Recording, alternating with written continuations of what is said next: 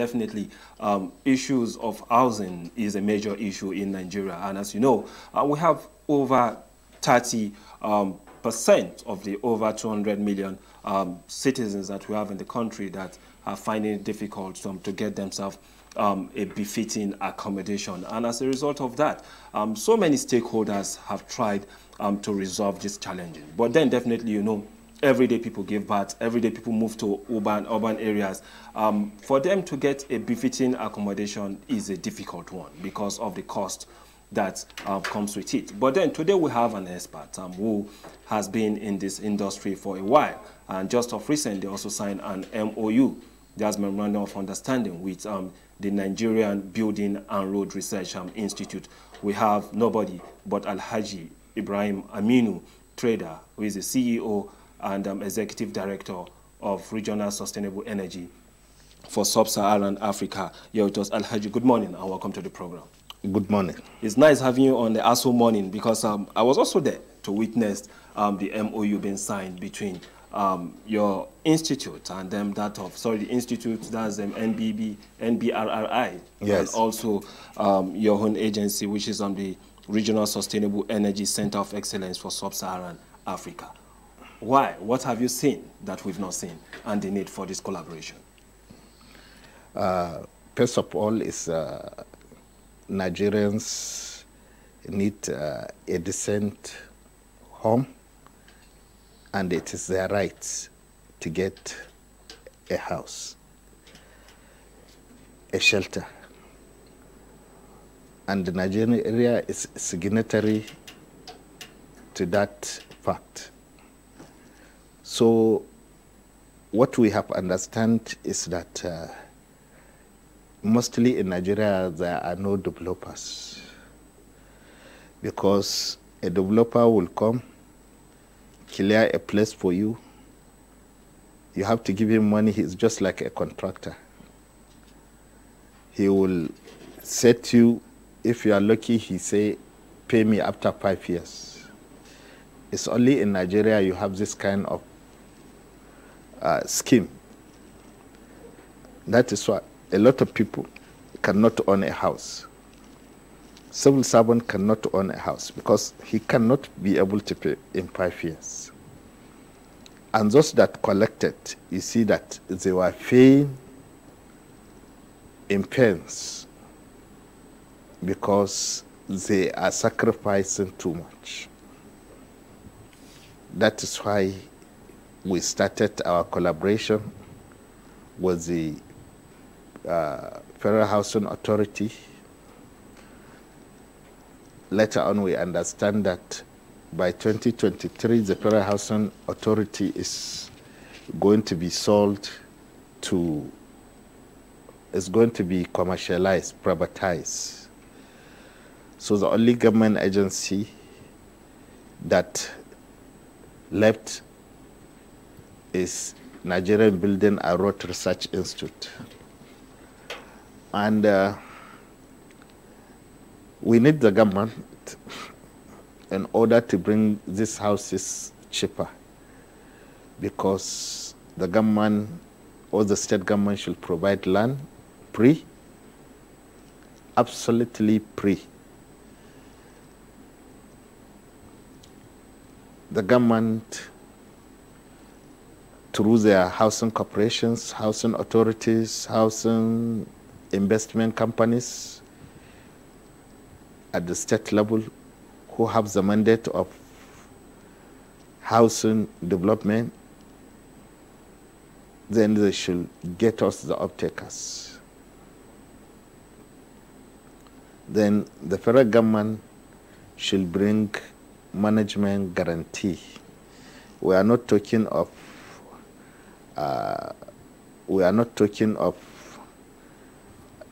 bank guarantee or sovereign guarantee, which are not feasible, but management guarantee, which is the easiest way, because federal government is the paymaster, so they can deduct direct from the source of every state, either you are at state, local, or federal level. And when what we are delivering is houses that have been researched in Nigeria, that the technology is simple, is intermediate, is social, is affordable, and is sustainable and renewable, because it's something that we have been used to. You need just electrate to just mix with a cement of 5 to 10% and compact it and follow the process of drying up, and the construction of the house will take place, which is cheaper. And the technology is more convenient. During the day or during the hot season, it is cooler. And during the cold season, it is warmer. And everything that we are going to use is locally produced here in Nigeria. We are producing what we are consuming and consuming what we produce. And also the payment, we are trying to see that it's longer, like 30 years, what is obtained in other countries, so that it is flexible. People can be able to pay like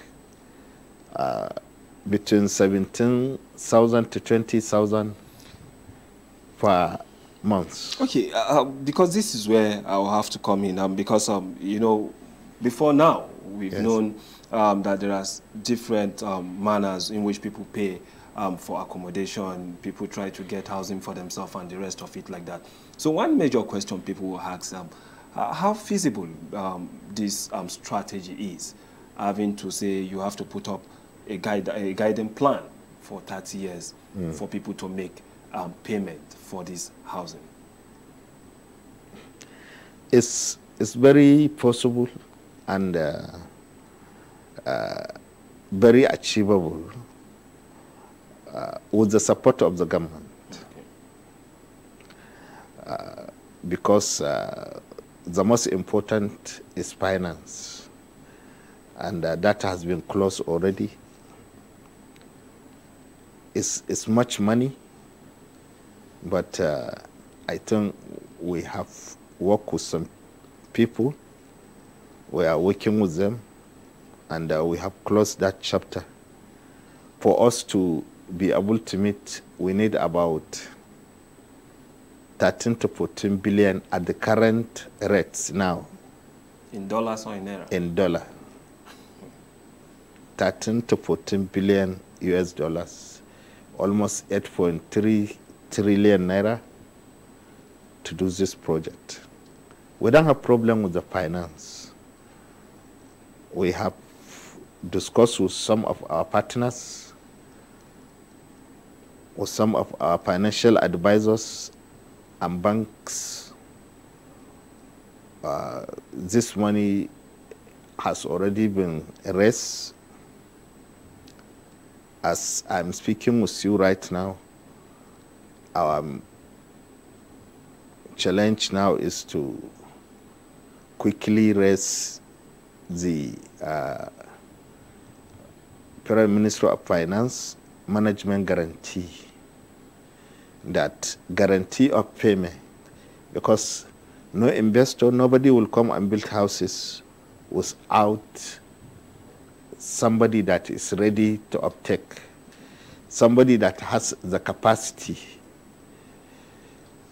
We are going to distribute our forms.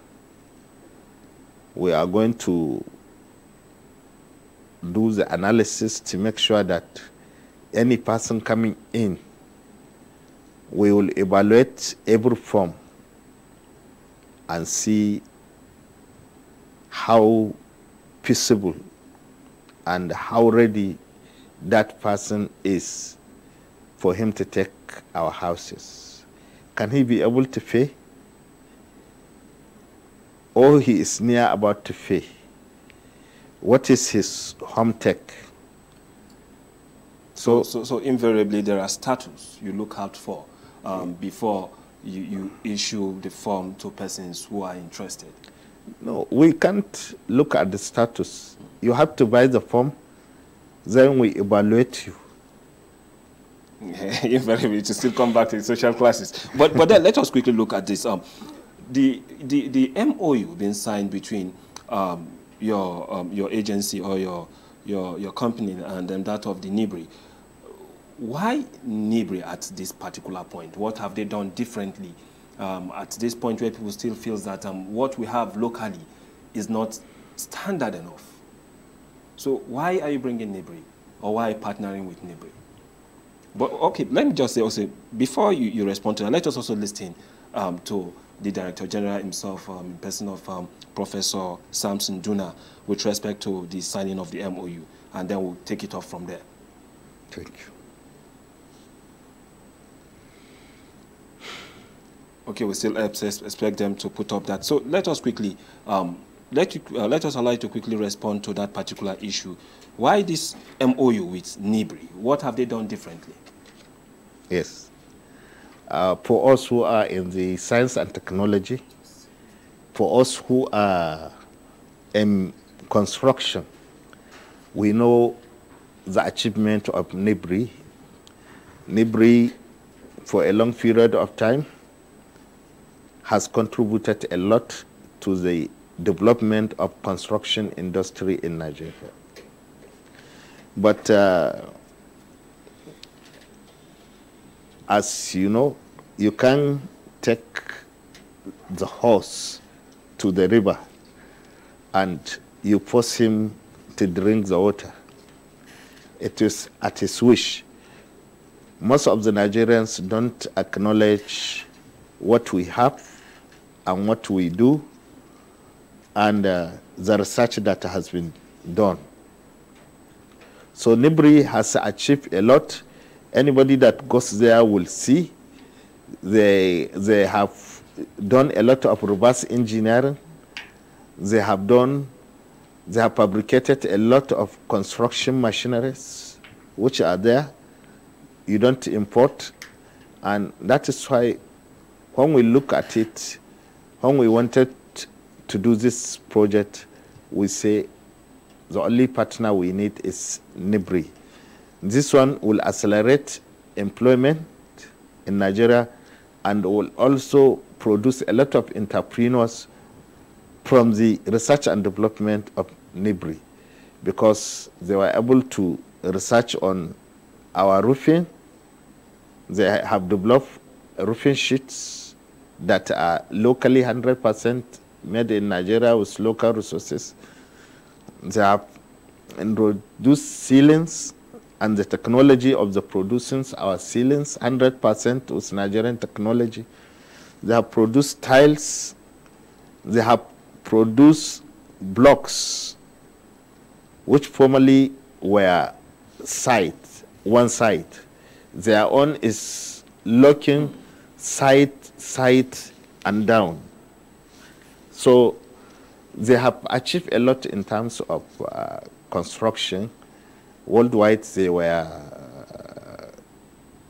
being admired, they were being held, but majority of people here, they don't want to do, or maybe the Nigerians, they say they don't want to see the kind of mud houses, or based on our mentality.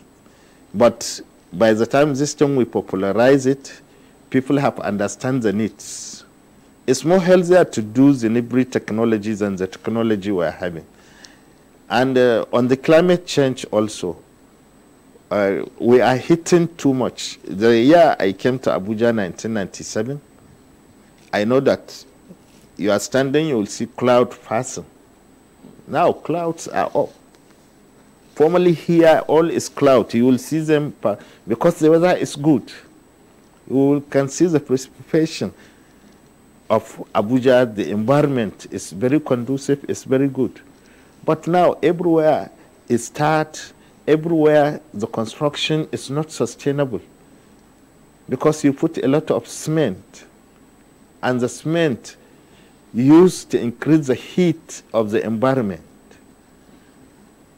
So there are so many, the Abuja climate has already been changed totally. So we are not talking of Abuja alone, we are talking, this scheme program is for the whole Nigeria. Okay. And it's going to be implemented across Nigeria. So how many housing units are we looking out for when it comes to this particular scheme? Since you said we are looking at the whole of the country, will it be at the urban areas or in the rural areas? And then how many housing do you think this scheme can accommodate? Yeah, formally, you see, in the year 2013, we have a deficit of 17 million housing units. Between 2013 to date, we have a deficit of 28 housing units. People need shelter. And you can see from the meager income you have,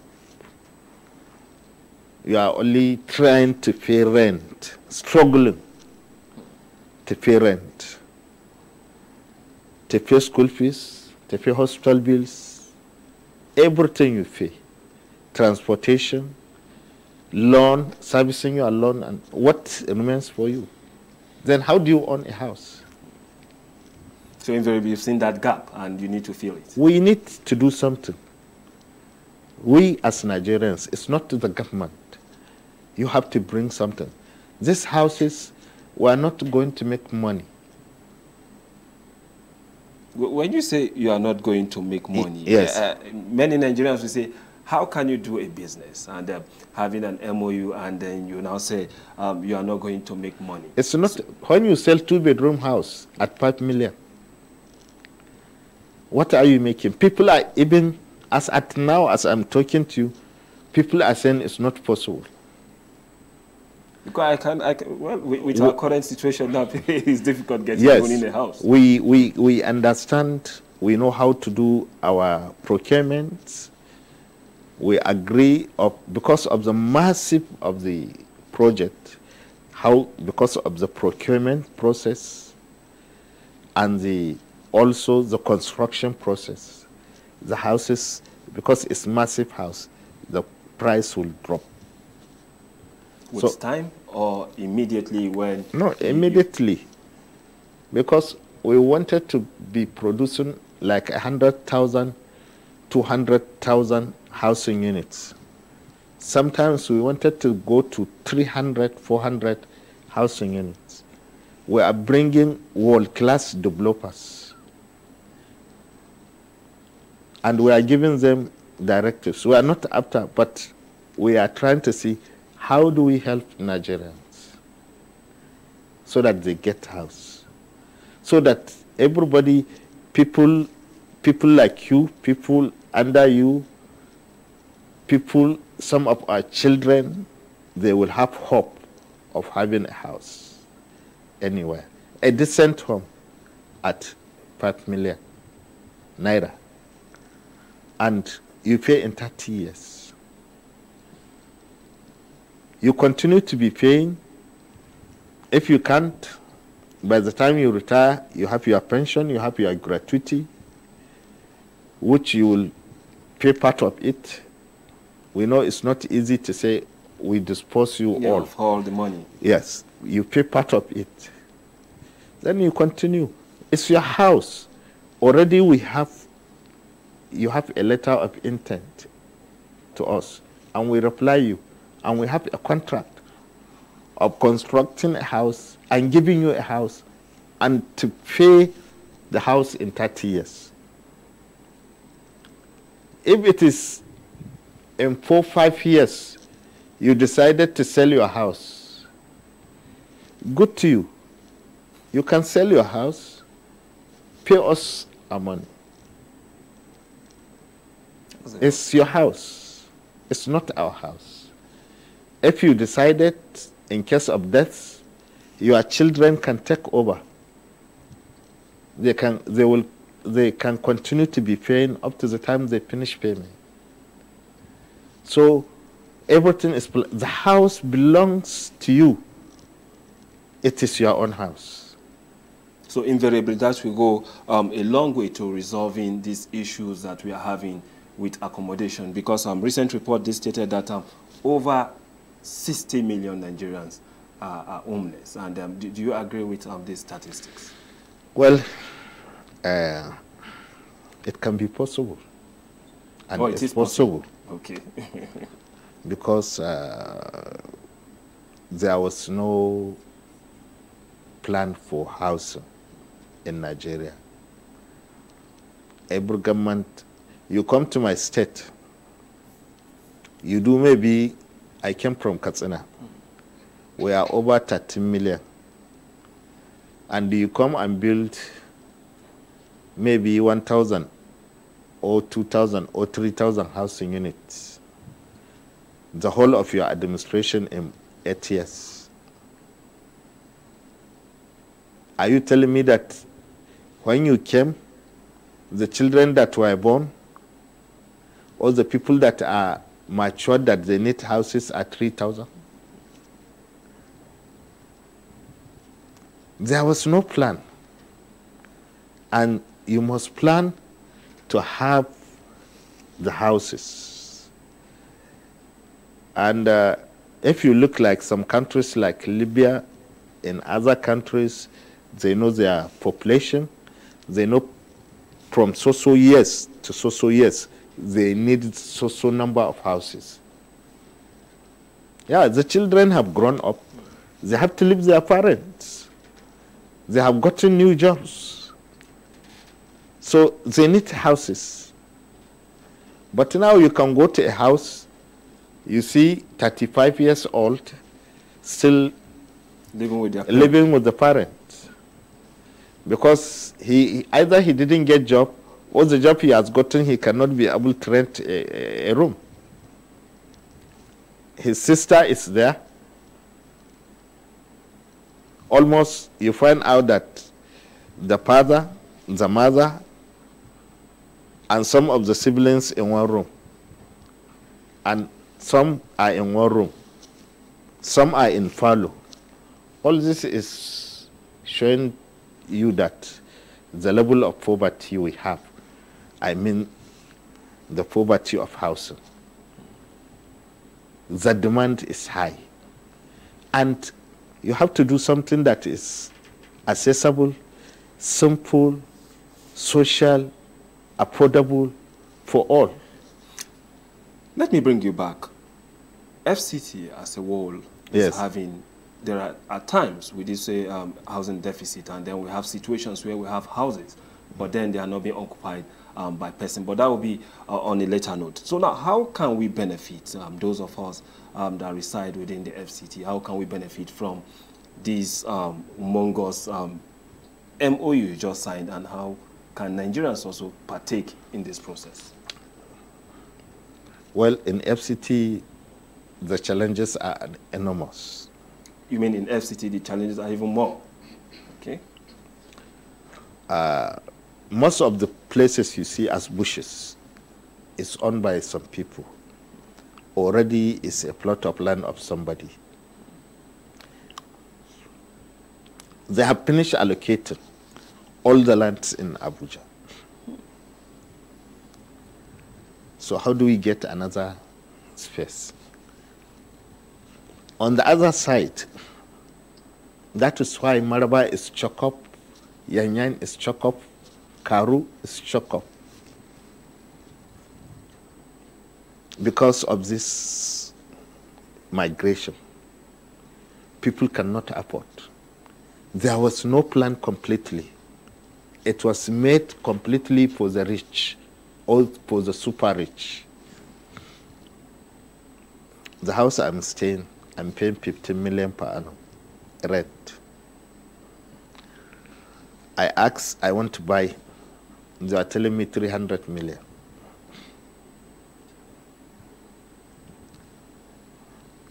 I'm not too big. I don't have much family. 2-bedroom is okay for me. If I can say, let me have a 2-bedroom at 5 million, I'm paying 15 million per annum rent. This one I will be paying 20,000 monthly. Which one will you take? Definitely, Nigerians will go for And 20. so when Abuja came, there is a lot of scramble for the land, grabbing. The elites, everybody wanted to take over, wanted to become a landlord. And the allocation of the land is slow and is for somebody who is who or somebody who has money. So the poor cannot, and there was no plan completely. Can you tell me where the government has done houses and sell to the poor? In the FCT? None. Was there any settlement district meant for people who can come from that district? I know Yanyang was done. That is why there is 1-bedroom to 2-bedroom makeshifts in Yanyang. But later on, Yanyang was overpopulated.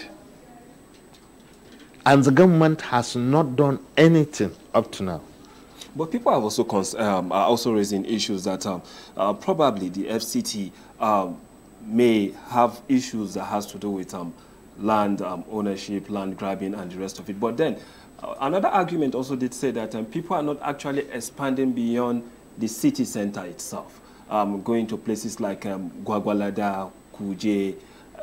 What is your take on this? No. Go to Gwagwalada and see people. Go and stay.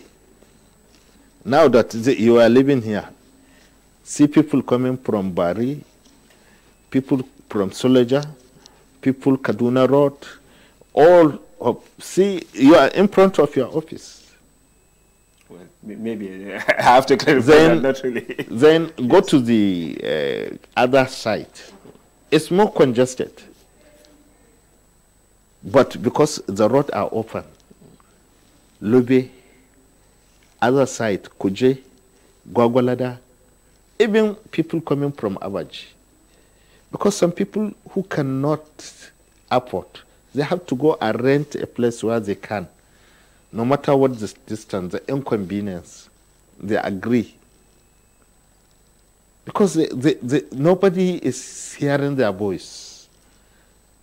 Nobody is thinking about them.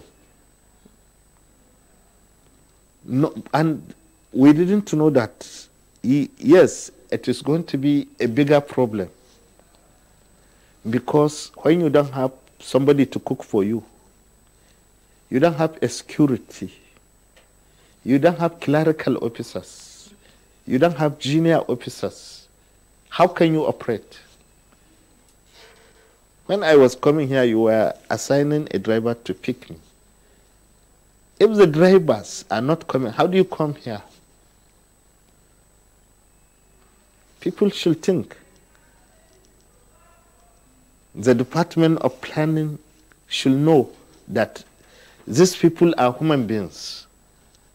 They need to be addressed, and their challenges need to be addressed. And some of these basics needs need to be addressed. Shelter, education, health, and sanitation. These are the basic needs of life.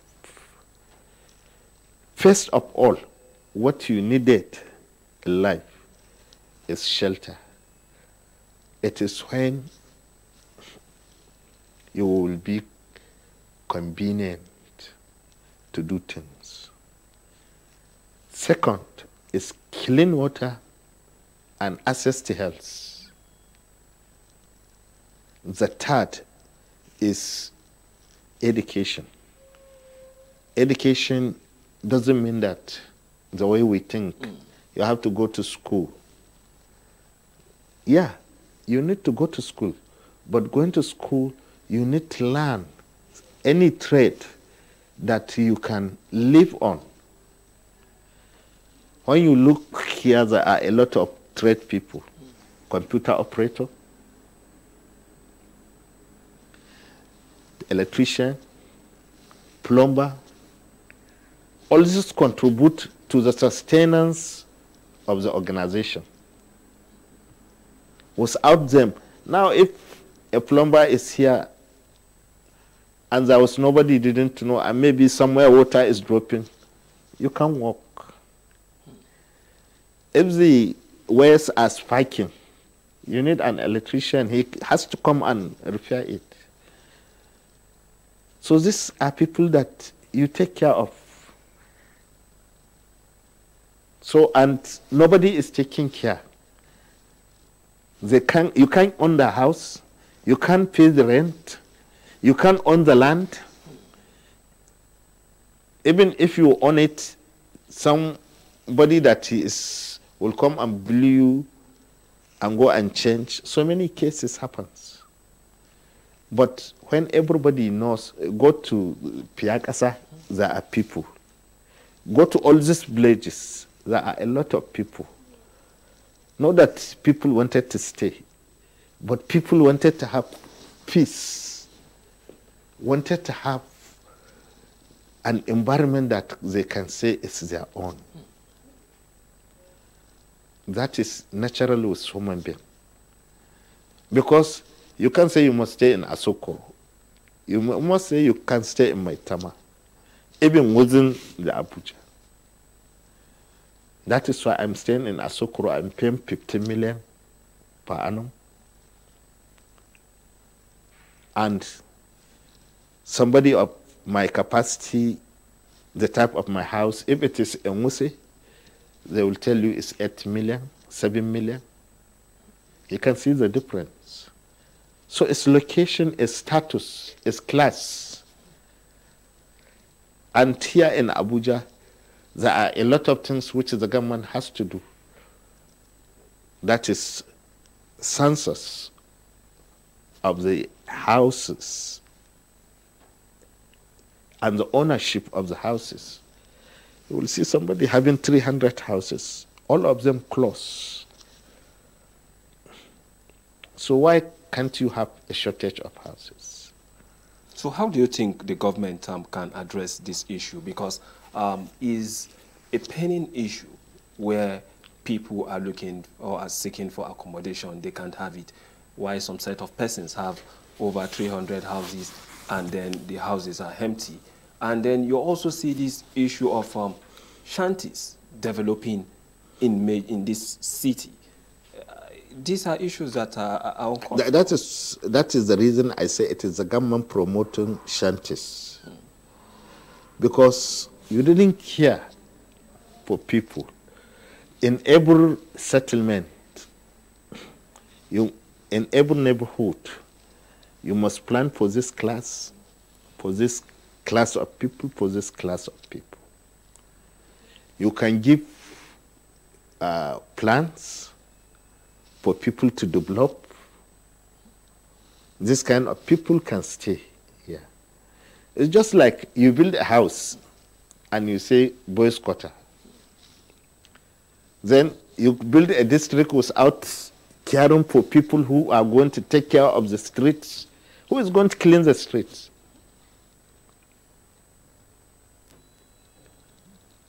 Who is going to do?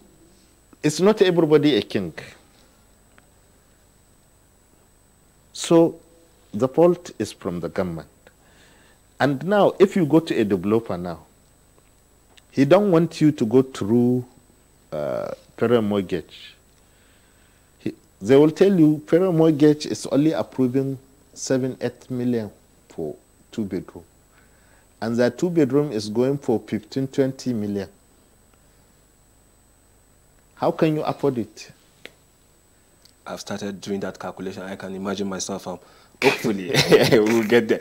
But don't you think the issue of vertical housing should come in place. Instead of building houses just on the flat surface of the land, why not raising it to like 4, 5, 10-story buildings as it is done in places where they don't have enough land to build houses? Well, you know, all this thing we are talking on Abuja. Yes. The Abuja now is, that is why they can't give you, because of the economics of the land. There is no land. No new land to give. The only land now the minister can give you is another man land. Either that has been confiscated, or that a land that has issues, or a conflict, then the government will say, let me take it over and reassign it to somebody. There was no, all these bushes you see, it is when you go and touch, they will tell you, I'm the owner. Everywhere you see in part of Abuja, there is the owner. Whether village, whether anywhere, there is the owner. So now that you've seen this issue, you've brought out a plan not just for the FCT, but across Nigeria. And that question still sticks. There is no land. So invariably, we are cut out of that particular plan you have for the country. Well, for Abuja, it cannot go for 5 million. What is going to make it costly is we have to buy land. And you know how crazy people are here in Abuja. Yes. I was told that somebody is having 50 hectares, is looking for 50 billion. So, and we are still thinking how the government can come in if they wanted this thing to work and to go flat, and people to own houses in Abuja. Or maybe we can go after Bari in Kaduna State. We got land there. Or maybe in Niger State here. Even in Niger State, very close to Abuja, you see people own, all those lands are owned by people. So anything close to the center is owned? From here up to Duko Junction,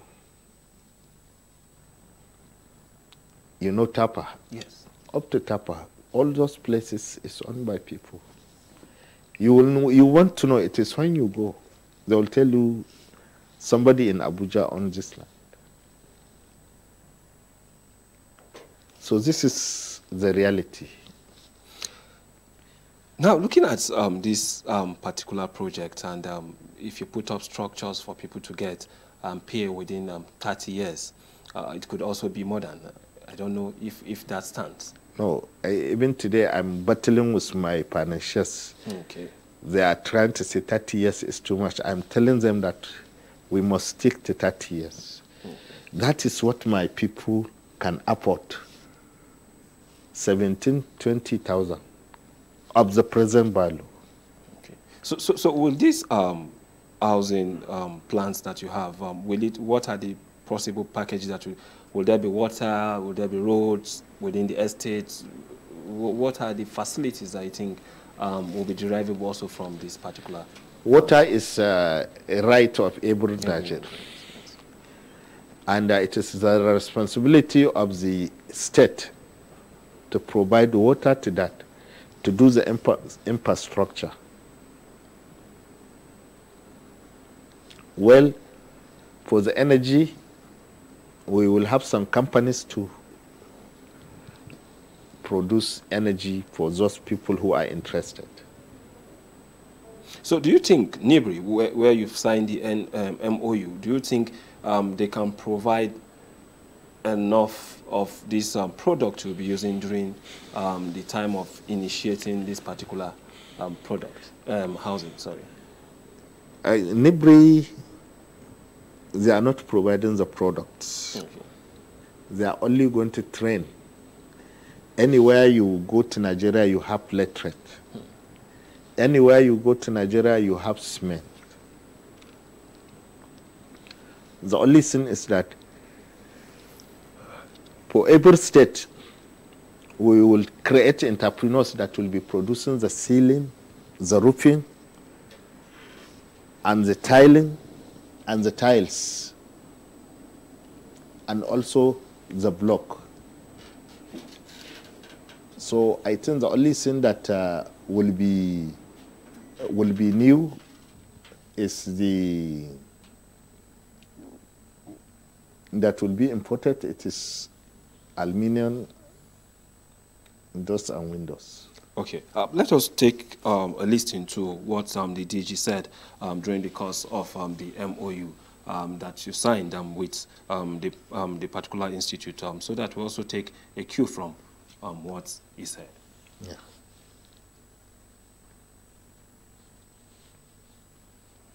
Okay, I think the director will still get that fixed, but then let us quickly move back. Now that we are having this same challenge often and often, the issue of housing, and then you also look at major issues that has to do with the economy that we are facing today, the issue of not having enough productive sites for us to have foreign exchange, and you now compare it to our current status of you putting up a plan like this. The investors, are they not scared that we are moving towards election, this is what is happening? Are they not scared of putting in their money into this project? Election cannot hold us. This is a business for them. As far as the government agree to do that, then there is, whether election or no election, this is concern Nigerians. This is, a government is a continuous process. Somebody will come, you agree with him to do something good for Nigerians. When another government comes, they say, housing, whoever comes, whether PDP, whether APC, whether ADC, whether AA party, whether Accord party, any party that comes will queue in, because it's a problem. It's a menace. Everybody wanted to perform, wanted to make people to have a decent shelter. So whether election or no election, we are not politicians. So we are trying to see we solve the problem. Okay, let us take a listen now to the Director General, Nigerian Building and Road Research Institute. NIBRI, to showcase some of the hard work they did in terms of research, and to see how this research can be imbibed and used practically in the construction of building. NIBRI has done quite a lot in terms of construction materials. Let's start from machines that produces the material. When we started, we were busy importing machines from South Africa, but I'm happy to inform us that NIBRI, as of today, we don't import machines from South Africa. We fabricate our machines ourselves using local content. Apart from that, the product that comes from the machine is called compressed earth blocks. It is block produced from laterite. All you need to add is just 5% cement on the natural existing laterite that is abundant and available in almost every location in Nigeria. He is our technical partner. Is coming with a lot of designs that will meet the person at the bottom of the pyramid at the local level. Is coming with a lot of schemes that every Nigerian can be able to participate, and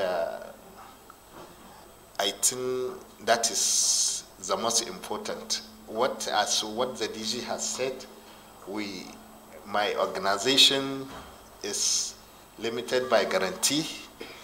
is not supposed to make much profit.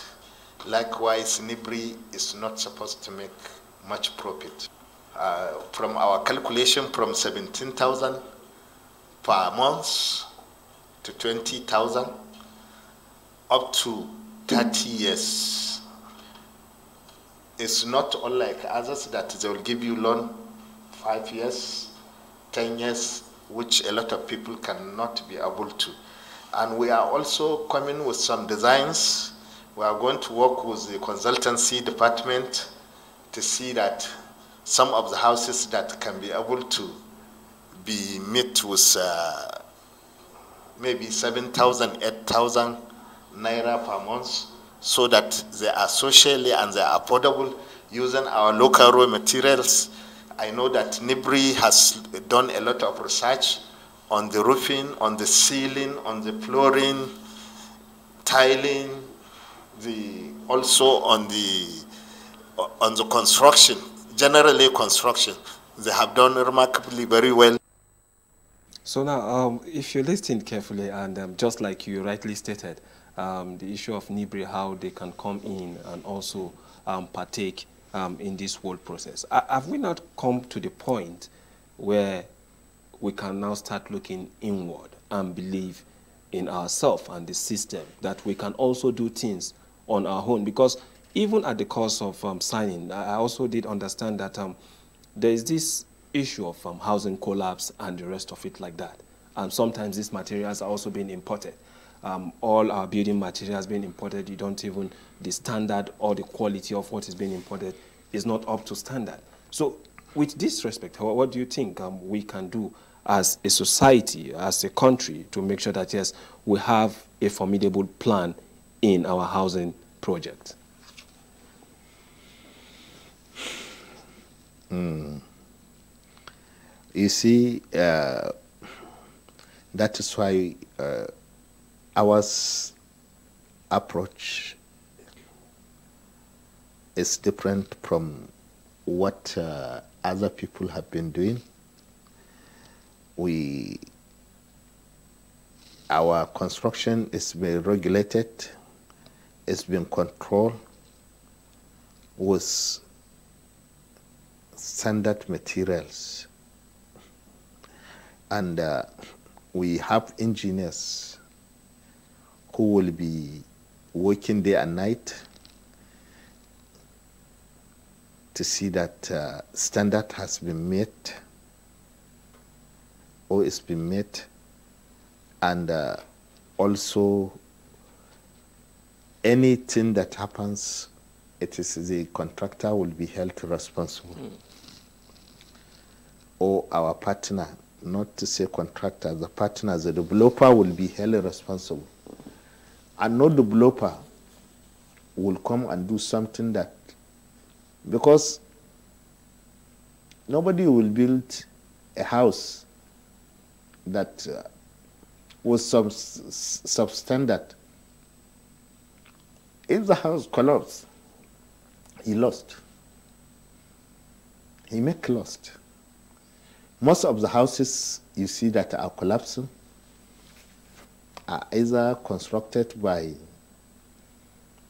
some local landlords who are only after to make money, and there is no regulation, or the regulators have compromised with the standard. But ours, what you put in Sokoto is what you put in Port Harcourt. What you put in Maiduguri is what you put in Lagos. Everything is standardized, is supplied by one industry. So, and also there is going to be check and balance on the construction.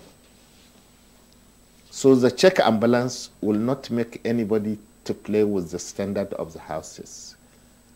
And there are a series of supervisions that will not make, there is even no room for any having substandard. Because formerly we wanted to help some Nigerians to see that there is going to be mass employment and others, so that we can give it to some contractors. But later on, that is why we understand that giving it to that one, our standard can be tampered. That is why we are bringing international developers who are going to package this thing in a sequence, quicker deliveries and high quality. You see, the mass housing issue that you are putting forth is something that definitely Nigerians will be happy with. Yes. And because I see it as one way to also reduce the level of poverty, invariably the issue of unemployment. So how then, just in a minute, how do you think, or how many persons do you think are really going to benefit in terms of employment during the course of this particular project you are overseeing now? Just in 2 minutes, because we've run out of time. Sorry. I'm just thinking a lot of people, nobody will tell you exact, but thousands of people will have a profession, will be trained, and will be employed. And I can tell you the effect of it is that millions will benefit from it. Because in every state, you will have not less than 2,000 to 3,000 artisans that will be trained for this purpose. And within the construction industry, so many sectors will be touched. Definitely, I will definitely have to call you back so that you can also highlight more, most especially with the unemployment status we have in the country. Having a project like this definitely is going to also bridge that gap. We can see you really love the country, and we hope and we pray that the project comes to reality. And this is how far we can go with you on the program today. The ASO Morning is a program definitely where you listen to topical issues that has to do with Nigerians and also the Federal Capital Territory.